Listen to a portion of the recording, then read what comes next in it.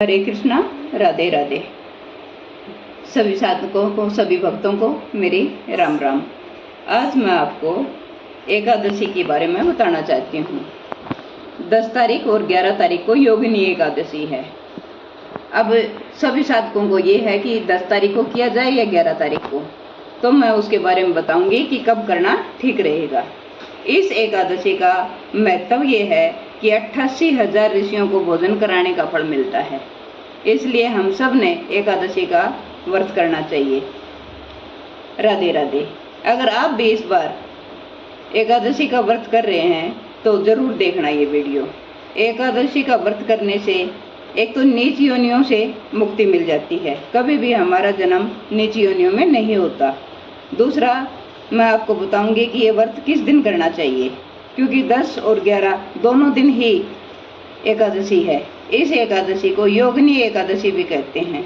इस व्रत का करने का फल ये है कि 88,000 ऋषियों को भोजन कराने के बराबर फल मिलता है। अब हम हैं एक साधारण आदमी, 88,000 ऋषियों को हम भोजन नहीं करा सकते, इतनी हमारी सामर्थ्य नहीं होती है।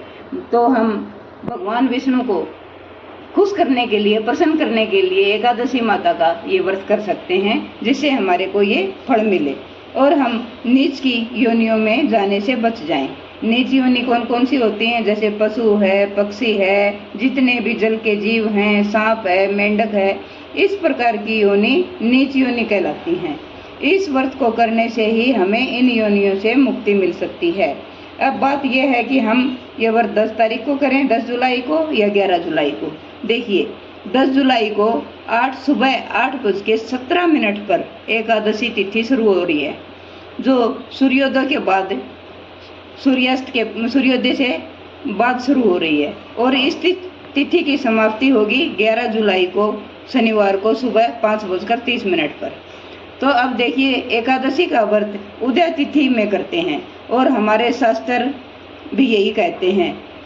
पद्म पुराण, ब्रह्मवैवर्त पुराण, इन सब में ये जिक्र आता है कि वो एकादशी जो 10वीं युक्त हो उसका त्याग कर देना चाहिए। इसका मतलब हमने 10 जुलाई वाली एकादशी नहीं करनी चाहिए, और वो एकादशी जो द्वादशी को मिलाकर बन रही है वो बहुत ही शुभ, अच्छी, पुण्यदायक होती है।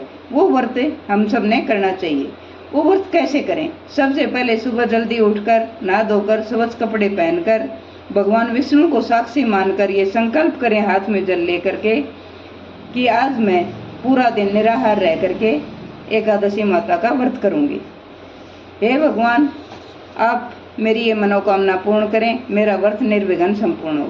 इसमें गणपति भगवान को सबसे पहले मनाया जाता है, क्योंकि वो विघ्न हरता है।